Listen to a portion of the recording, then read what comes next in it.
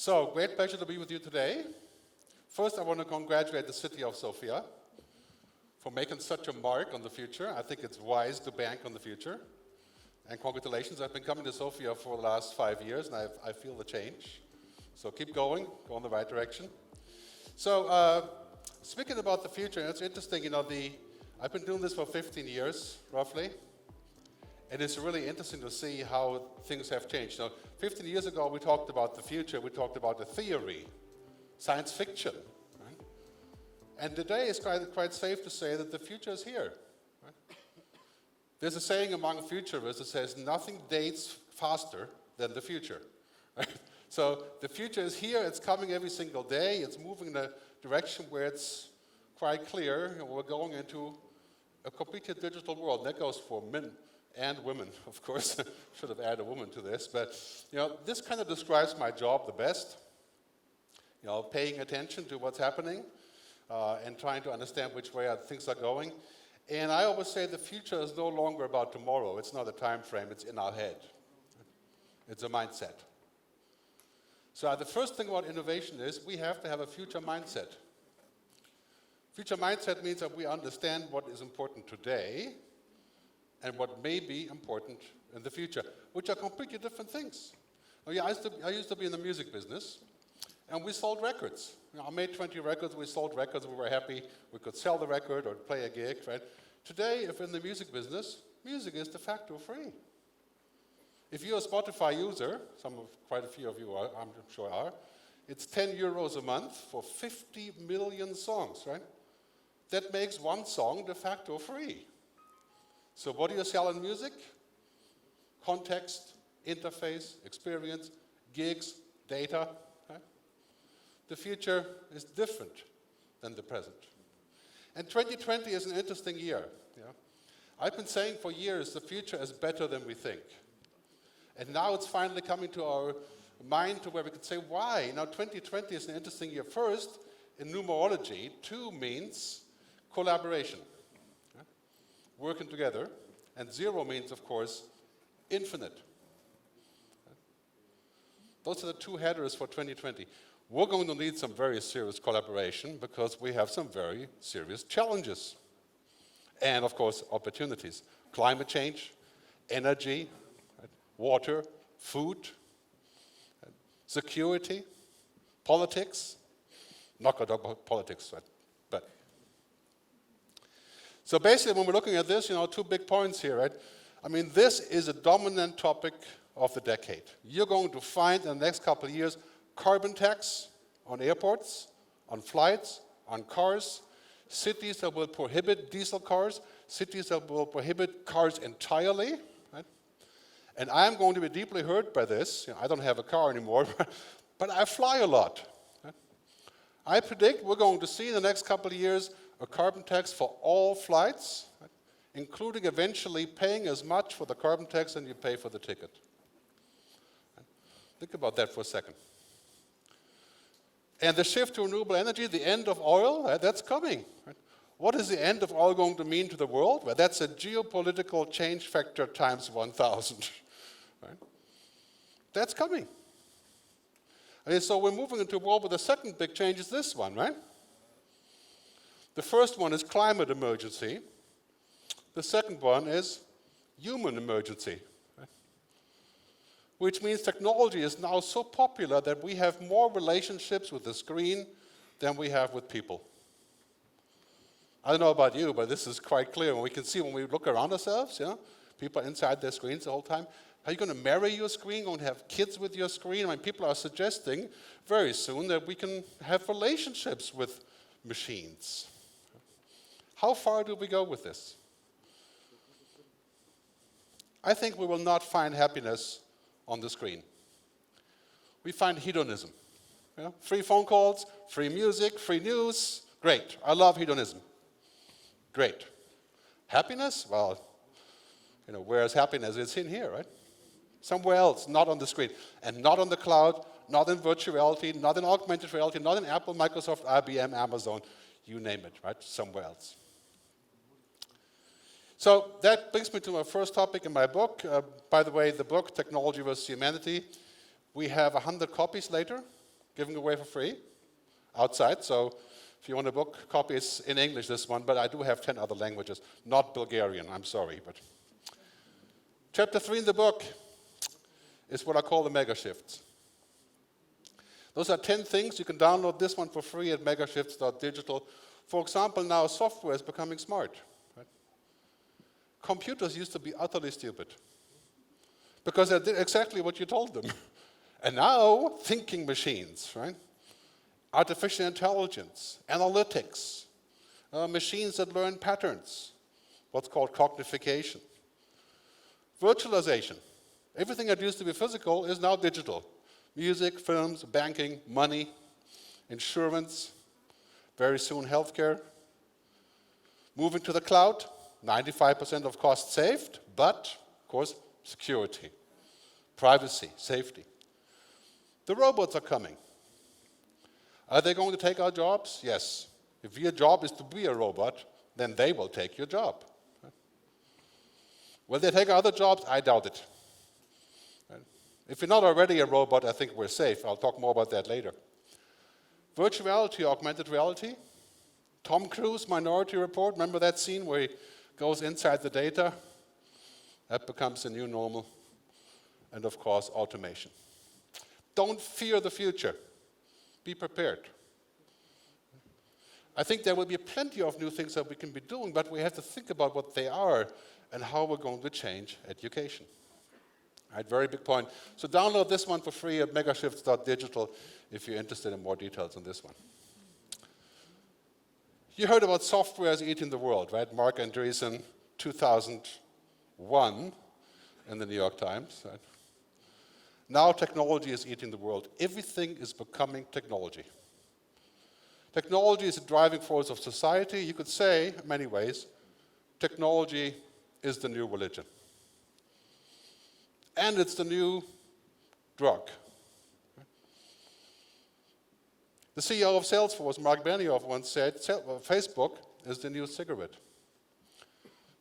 It's so funny, I find myself observing when I sit somewhere to get ready for a speech, people looking at their cell phones and smoking at the same time. Right? It goes together really well. 2 drugs at the same time. Yeah. Look at this chart. Consider yourself lucky or consider yourself really in deep trouble, whichever way you want to look at it, right? We're living in the biggest transformational phase in human history. Bigger than the printing press and the steam engine, the nuclear power, and of course the internet. Because now it's like 10 things are happening at the same time. Blockchain, genome sequencing, robotics, energy storage. What an opportunity for Bulgaria. Right? I mean, for all of us, of course, but countries that are leaping into that future will have a great place in the future. I live in Switzerland.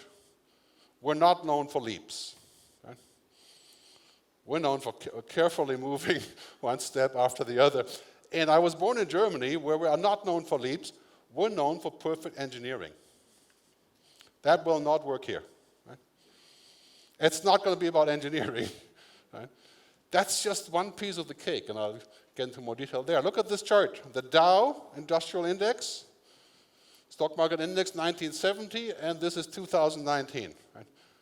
You're going to be able to download the slide later on my website, futuristgerd.com. But check out technology, right?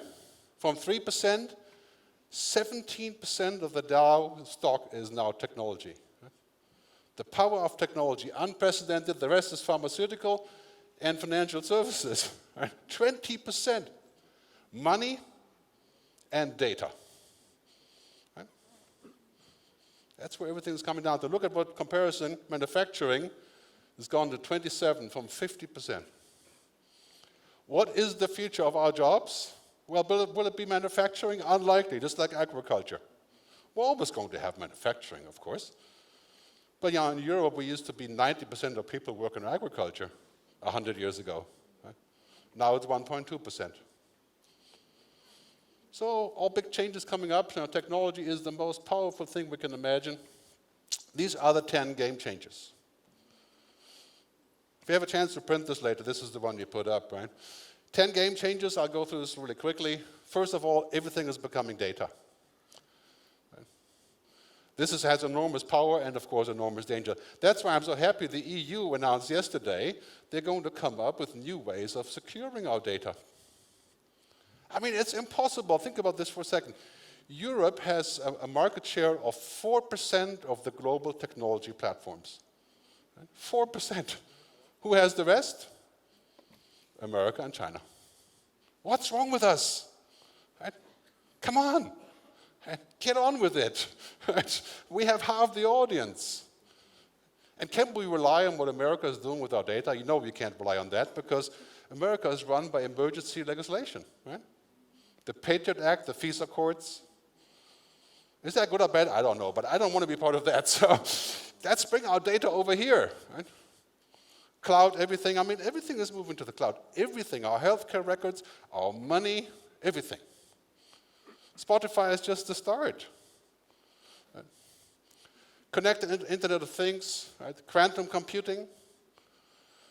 We're already working on this in Microsoft, IBM, and others. Roughly in 5 years, we're going to have the machine that will have 1 million times the power of this box here. The biggest Apple box I can buy, and it will live on my wristwatch. Right? So I can crack the RSA security code in 8 seconds by running 400 trillion calculations. Think about this world, right? Speaking, right? I was going to show you a demo of live translation of English to Bulgarian. But the app said it won't do Bulgarian. Right? So this is going to be fixed in the near future. But I'll show you some more stuff on that later. Artificial intelligence, more on that later. The blockchain, 3D printing, augmented reality, and genetic engineering. Change anything. Now, what does it all sound like? Right? It could be heaven, or it could be hell. Technology is morally neutral until we use it, William Gibson said. It's not the fault of technology that we have less equality or more cybercrime. Right? That's what technology does. It makes things better, right? Faster. Facebook's problem is not technology, that they're using great technology, it's the governance of technology, is what we allow it to do. That's the number one issue. So, short example on this. You can bring up the music, yeah? That would be good. Yes, don't be shy.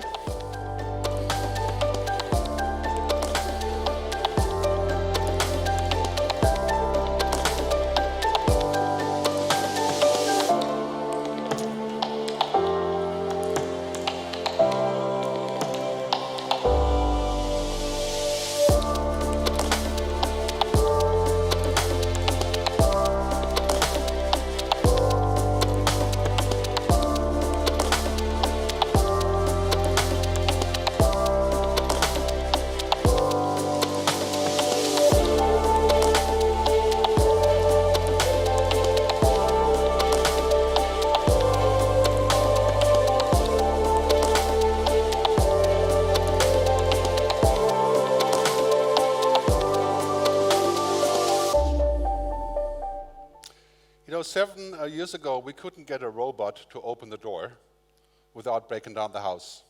Right? Now we have a 700-kilo robot that's doing a backflip. I mean, think about this. You do not want to meet a robot like this on the battlefield. Right? So, I mean, technology is moving, science fiction is becoming science fact, convergence of industries. Right? No matter what industry you're in, this is your ultimate destination. Right? I mean, look at the media business, that's technology. Look at advertising, look at publishing, that's technology. Right? That has lots of challenges, but also lots of rewards. We have to think about how exactly we want that to happen. As this, for example, voice control is becoming the new normal. I guarantee you in 5 years, we'll be sitting here with automatic translation of what I say in 40 languages. Not lip syncing, but very close. Will that make the translator unemployed? Unlikely. Right? Because the quality of real-time, real human translation is a whole different story. Right? But commodity translation, yeah. I'm going to be able to speak to machines as if they were human. Right? And that's coming. Right? 5 years, we're not going to type stuff into the browser and say, best sushi in Sofia. Right? The machine will say, I know you want to eat sushi. I've been monitoring your thinking. Just kidding.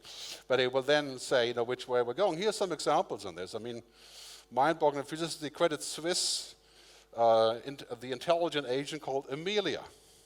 I am Amelia, and I work for the Global Service Desk at Credit Suisse. I help employees all around the world to keep their computers, smartphones, and other gadgets working properly. Well, you've seen that. Yeah, I don't find that particularly exciting, but I think it works for commodity transactions, like, looking up your bank account details. But here's another one that's more interesting, using artificial intelligence. In this video, you will learn how to react in the case of an unhappy customer in one of our stores. O atendimento ao cliente é fundamental e é necessário aprender a lidar com clientes irritados e descontentes, que podem não ter recebido o nível de serviço que esperavam. This is a simulated translation using artificial intelligence and lip syncing. Right?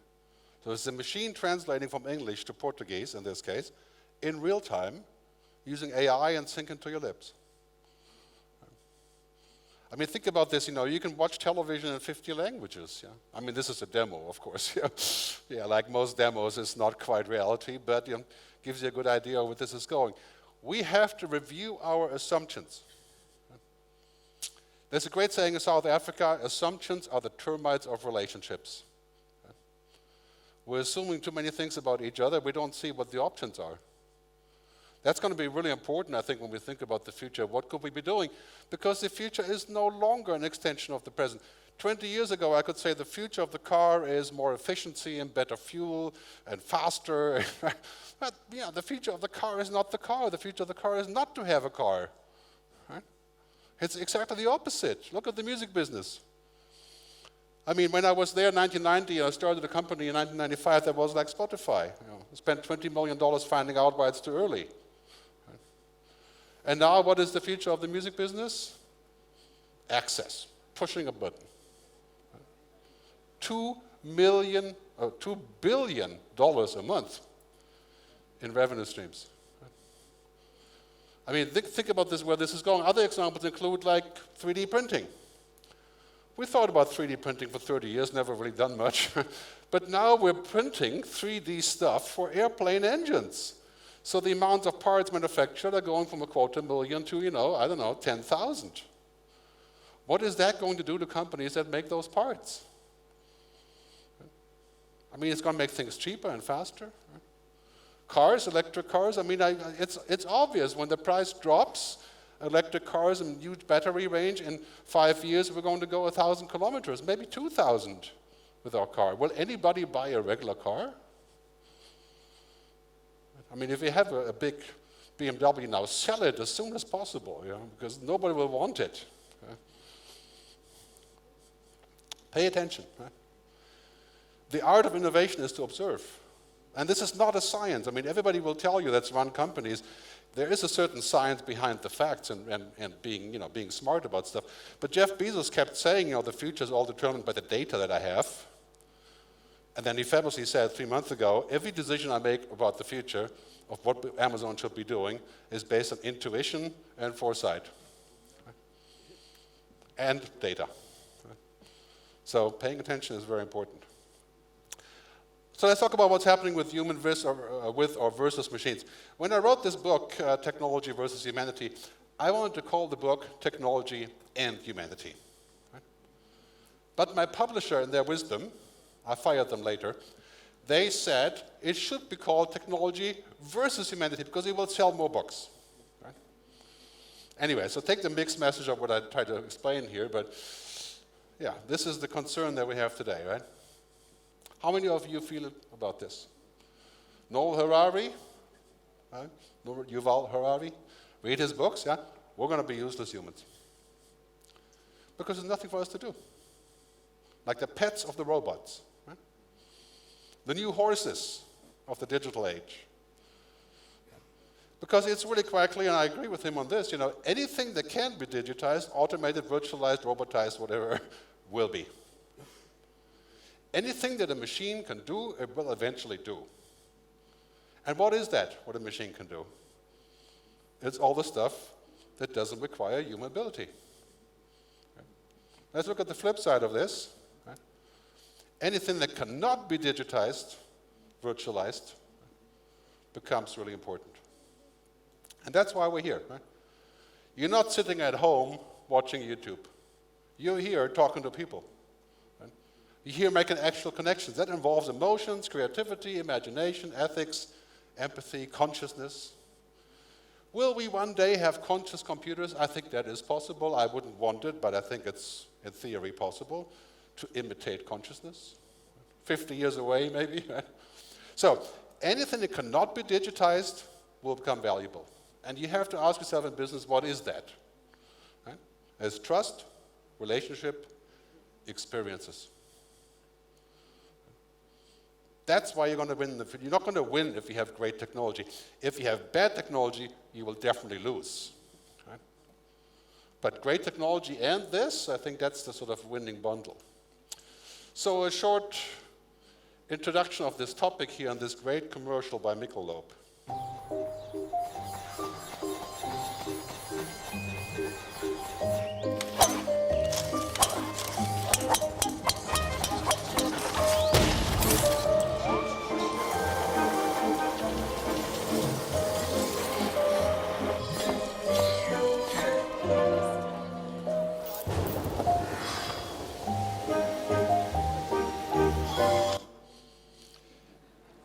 It's only worth it if you can enjoy it, right? And it doesn't just go for beer.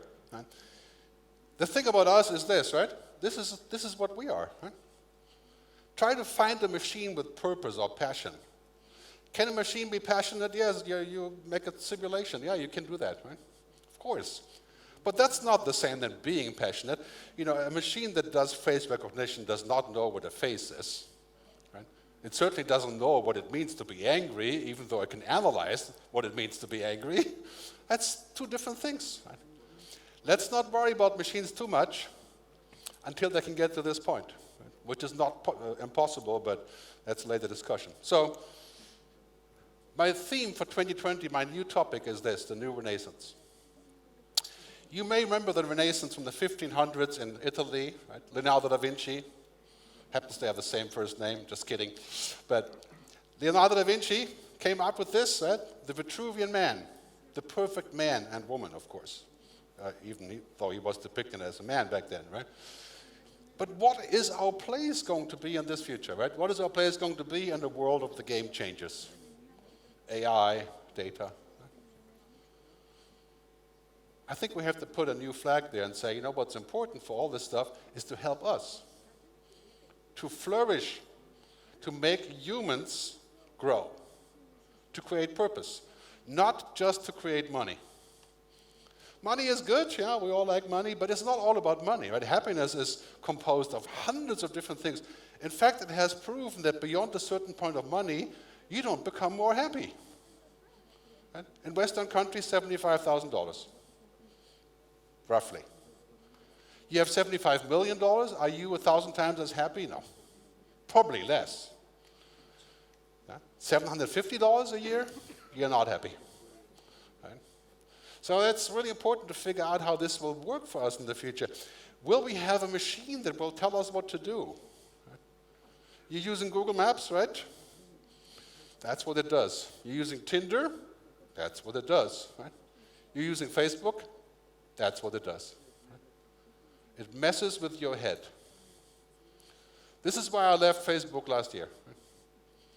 Because now that they have such a perfect way of messing with our heads, it's unethical. Right? Is it illegal? Probably not. But it's definitely unethical. I'll tell you why that problem is an actual problem. When you're looking at the future like this and the sort of natural evolution from the monkey to the cell phone carrying European, right? What's going to be next? Will we wear augmented reality glasses made by Apple so that we can be superhuman? I think it would be great for lawyers, doctors, policemen, you know, for limited tasks. But as Google Glass has proven, you know, for social contexts, this is probably not a good idea. Right? But imagine if this becomes the new normal, right? Imagine what the next step is. I always say too much of a good thing can be a very bad thing. That goes for cigarettes and alcohol and smoking and drugs and sex and whatever you have in mind, right? We can't, in principle, say anything that is bad should be illegal. Right? I mean, people are, they can buy alcohol. Here in this country, you can probably get alcohol if you're 15 years old and look big. Yeah? Is it illegal? Yes, but we shouldn't make technology illegal. That's stupid. We shouldn't hinder research on technology. But we have to create a context and say, how far do we go? What is the balance? How can we find a future that leaves us with the magic? Right? Steve Jobs, every speech he gave about Apple, magic, magic, magic. He never thought about manic. Or maybe he did, He didn't want his kids to have the iPad, right? The precursor of the iPad. Because then it becomes toxic. Right? If technology is polluting your mind or polluting your children or polluting society, we have to do something. And we are at this point. I mean, imagine technology becoming even cheaper. 5G, right? Cheap mobile phones, augmented reality, the cloud, quantum computing. Could be heaven, could be hell. How is a smart city going to administer this? Right? If everything is connected, how are we going to find compromises? Or are we going to intermediate everything? Right? I mean, imagine living in a world where everything has some sort of device in between us and our loved ones. Right? The concept of your head being partly electronic, right? Merging of the man and machine. Right? I call that machine thinking. Right? I don't believe that we are machines. You may believe different if you're a scientist or if you live in Silicon Valley. Right? That's fine. I don't think we are machines. If we are machines, we're pretty far away from figuring out what kind of machine we are. Right, so for the next 50 years, I think we can safely say this. So this concept of saying we're going to augment this machine and make it faster, be superhuman, is ridiculous. Right? I mean, this makes me faster, right? But it's outside of my body. Should we take the next step and connect computers to the internet and ourselves to the uploading our brain? I mean, this is our future. Invariably, our children are going to have to find a way of dealing with this. And there's no way we can say no. And there's no way we can say yes. Not yes to everything. It's a question of finding a balance. What are we going to do in the future of technology? Here's a great video that kind of shows what the problem is. I think you'll have a good laugh on this one. Playing jazz. Playing jazz. Smoothie. Making smoothie. Calendar. No meetings today. Remember, dentist at 9:30. Fire off. Fire off. Open door. Door open. And we're gonna do one more. All right. Open door. Wrong voice command. Open door. Wrong voice command. Open. Open door. Repeat that. Open door. I didn't understand that. Hey, open door. Play on the floor. Yeah, that's good. Keep it ringing. So, what does this video show us? And technology is cool. I wouldn't want to have a smart home, but I think in principle, many of these things are pretty good. But we must stay in charge. Don't lose your skill. Don't outsource what makes you human. Use the tools, but don't get carried away. Why should we always have a backup to technology? Right? What would you do in this case? It's like you got to think about that. That brings me to technology for good. And it's funny that this topic even exists. Because 5 years ago we said, well, all technology is good, right? The more people connect on the mobile phone, GDP increases. Mobility is great, connectivity is great, but there is such a thing as over-connectivity. Digital obesity, right? Becoming mentally fat. Right? 600 million people around the world have obesity. Right? It's a very serious issue. So technology for good, right? Technology can be a present. the Gamechangers I showed earlier, or it can be a bomb. I mean, a hammer, if a carpenter has a hammer, the carpenter can take the hammer and kill people on the street using a hammer. Right? Or he can build a house. I mean, obviously we have regulation to cover those kind of things. Right? But we need to figure out how do we keep technology mostly present and just a little bit of a bomb. Right? And who is going to take care of the bomb? I mean, right now, right, Facebook says the bomb is not our problem. If there's election manipulation, right, if there's distortion of reality, that's not our problem, it's your problem. I'm just going to keep making $150 million profit a day, but the bomb is your problem. Right? It's like the gun companies in America are saying, guns don't kill people, people kill people. Right? I mean, what a stupid excuse. I mean, think about this for a second. Right? We have to have responsibility, accountability, supervision. Right? We cannot allow technology to pervert democracy, right? Just by feeding us wrong information. If social media companies want to have a future, they're going to have to figure out what to do about election manipulation, right? And bar advertising for elections completely. This is the thing that we have to look at for the near future to solve this problem. This Apple video, right? It shows you what's happening, right? As much as you can criticize Apple for many things, right? Privacy, that's iPhone. Apple is banking on privacy as a competitive factor. Take a page from Apple. Right? Privacy, sustainability, right? Responsibility, high price, just kidding. I mean, it's a competitive differentiator. You don't respect privacy, you will not have customers in the future, not at all. This company called Clearview.ai, you may have heard about them in the press. Right? What they did is they scraped all these pictures from social media of all of us, like 5 billion. Right? And then they gave police departments a lookup mechanism of taking one photo of you and doing a reverse lookup and see who you are. Can you imagine? I mean, this is truly mind-boggling, huh? So police departments love this because they can take one photo of you and see all of your profiles, right? Using Clearview AI. The New York Times says this may be the end of privacy as we know it. I call this jerk tech. You know what a jerk is? An idiot, a fool, right? It's like, yeah, you can do this, but is it a good thing to do? Right? Is it ethical to do this? That brings me to Al Gore's topic, sustainable capitalism. The reason we have these problems is not because people are bad, because Zuckerberg and all his minions are bad, or whoever is out there in Silicon Valley, China, wherever, right? Or here. It's because there's so much money being made.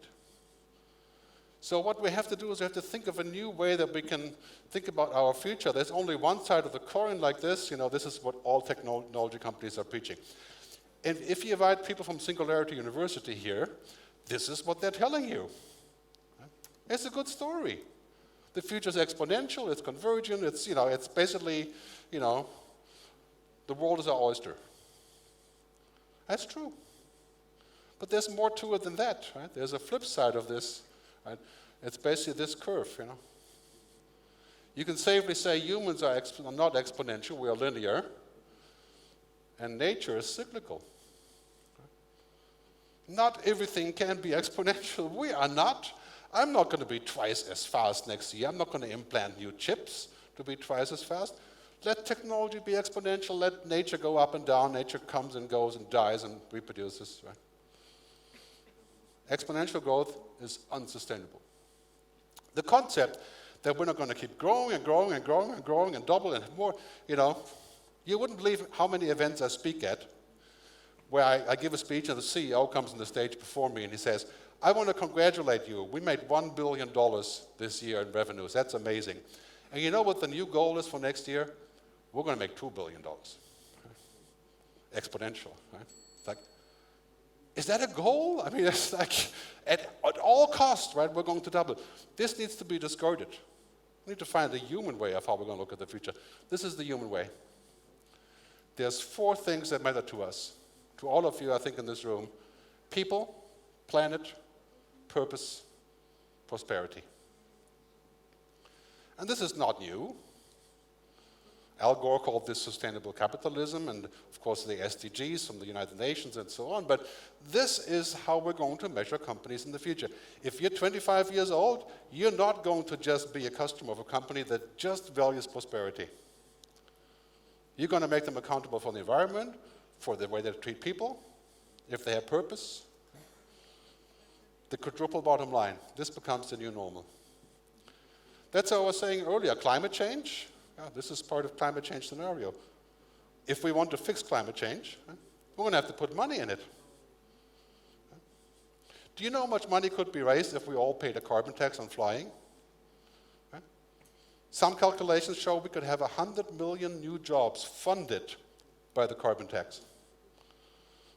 Social jobs, healthcare jobs, scientific jobs, research.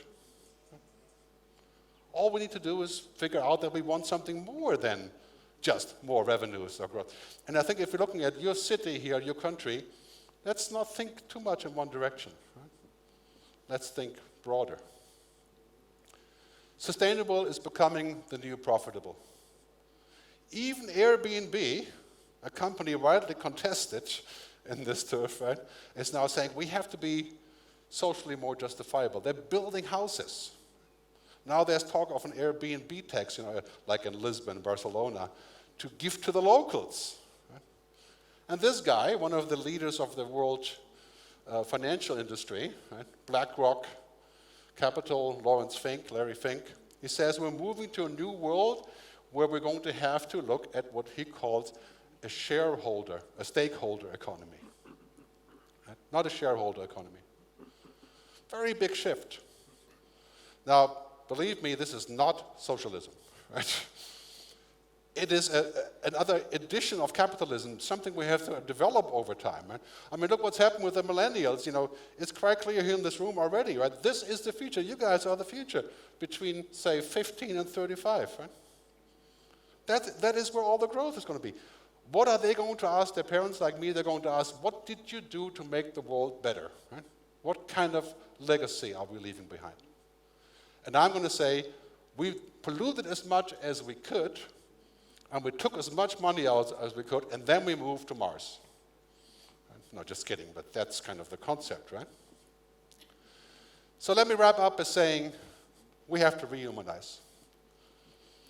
When you think about the future, invest as much as you want in technology, but invest the same in being human. Right? Holistic, circular, sustainable, human. I think those are the companies that are going to be valued the most in the future. Because that's actually what we want, right? We want companies to be going in this direction. So, as I say in my book, to rehumanize technology, that's the goal. Right? That will be the best for us, and also it will make the most money. As you can see already, that's already shaping up to be a new way of looking at the economy in the near future. So going back to 2020, infinite possibilities and collaboration. If you have that, you will win. Ultimately, as I said earlier, the future is better than we think. There's only one thing we have to do. We have to make wise choices. So I wish you those wise choices, and I hope to see you out there at the book signing. Thank you.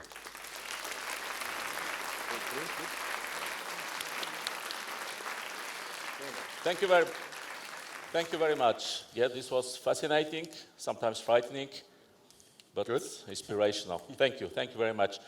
So you answered in the beginning to my first question about the title of the book, because I was sure that it was for marketing reasons, this clash, technology versus humanity. I personally prefer technology and humanity. So you told us about the future mindset. Where can we buy that? There's on Amazon, there's a package you can buy for the family. It's part of the Prime program. No, just kidding. Well, a mindset is something you develop, right? How do you develop a mindset? Well, by start paying attention in different directions, right? A future-ready mindset is basically saying, okay, I have these things on my screen, I have to operate today, but I also understand tomorrow. So I always say 10% of your time should be reserved for the future. By what's not already here. Right? I mean, if you can't sit down and answer the question, what is the world going to look like in 5 years? what is my job going to be in 5 years, and what is my city going to look like in 5 years, you are in deep trouble, right? Because 5 years is only 2. That's how the future is shrinking. Thank you. I wrote that down. 10% of the time thinking about the future. What about monopolies? Because now in the traditional economy, we have the antitrust committees, and if a certain business goes above a certain share of the market, it gets sanctioned. Facebook is a monopolist. So we, for example, in media business, we have to be there. Maybe it is unethical, as you thought, Facebook, but we have to be there. So what about monopolies in the future? Well, it's quite clear that technology has not resulted in making things more even. You know, what Facebook has done is just to keep on picking on Facebook, such a perfect victim. Facebook has taken the media business and has said, okay, we're going to make the entire media business into a giant machine. And then we just put stuffing data in the machine, and the machine will crank out ads, right? And will make us very rich without doing a single thing except for running the servers. Right? And Facebook makes $150 million a day. Right? And that's not just Facebook. I mean, the top 70 companies of the world, they're based on data. Right? They're data companies. And what do we have to do to make them accountable? Well, obviously, they have to self-regulate, which, try that. Huh? Yeah. They have to be responsible. They have to pay their taxes. Right? And the European Commission is working very hard on this. I'm generally not for regulation, I have to say. Right? However, when things get too powerful, we need to create some balance here. Right? It's the role of the state to balance between the people and the industry and, of course, science. Right? If we give all the power to industry and science, then the people are going to be squashed. Right? So this is something that we have to talk about, and it's something that's happening right now to make sense out of this. They have to give back, right? So if Facebook hired 25,000 journalists and paid them where they are today, right, that would be a very good first step. That would help us to create a media, a human medium again, right? This is why I say we have to rehumanize. Right? Because what's happening today is basically, if you look at the US, all of the benefit of technology is 6 major cities in the US that get all the money from the IPOs. Right? And the consequence is people have to leave the city because they can't afford to live there anymore. Right? So this is something that we have to think about to create justice, and that takes a little bit of wisdom. You mentioned tens of times the word data and big data. So maybe it's becoming bigger and bigger, that data. And privacy, of course. The technological companies, they collect our data, and sometimes leaks happens, major breaches. So what is the worst scenario about our privacy? Yes, I used to say that data is the new oil. Right? I think you heard me say that many times. I've been saying this for 15 years, and people always laugh about this because oil was so powerful, right? But as of last month, I've done more research on this, and I say data is the new plutonium. Right? It's the new weapon. Right? It's still also the oil, right? But basically, data is now running our society. Data about us, data from us, that's where all the money comes from. Artificial intelligence makes it more powerful. Supercomputing makes it faster. Right? So the worst thing that could happen that our health data, our DNA, is in the cloud. Our banking data is in the cloud. Our media is in the cloud. Our biome is in the cloud. Our traffic is in the cloud. Our location is in the cloud. Right? And then somebody comes and finds a way into that. Right? And creates 100 million clones. Right? Copies us. I mean, this already happened in the digital world, right? So what we need is here accountability, rules, standards, supervision, right? We need a global digital ID. We need somebody neutral to take care of our rights there, right? Not a tech company. Right? We need some balance. Right now, what we have for a long time is technology companies are coming, and many of them are clients, of course, and this has sometimes created some conflict there. They're coming and saying, you know what, we are just concerned with making it work. Right? And I say, well, what happens once it does work? Yeah? Who's responsible? They say, well, what do you mean? If it works, we make money, we're happy, that's it. Right? We can't have that anymore. If you build something, you are responsible for what it does. And this has to be the new normal. Thank you very much, Gerd. I would like to remind all the people here that there are 100 books, Technology versus Humanity, and Gerd Leonhard is going to sign books outside. Thank you very much for this. Thank you. Thank you very much. Thank you. Thank you. And now I would like to invite the next moderator here, Mr. Slavejko Džambazov.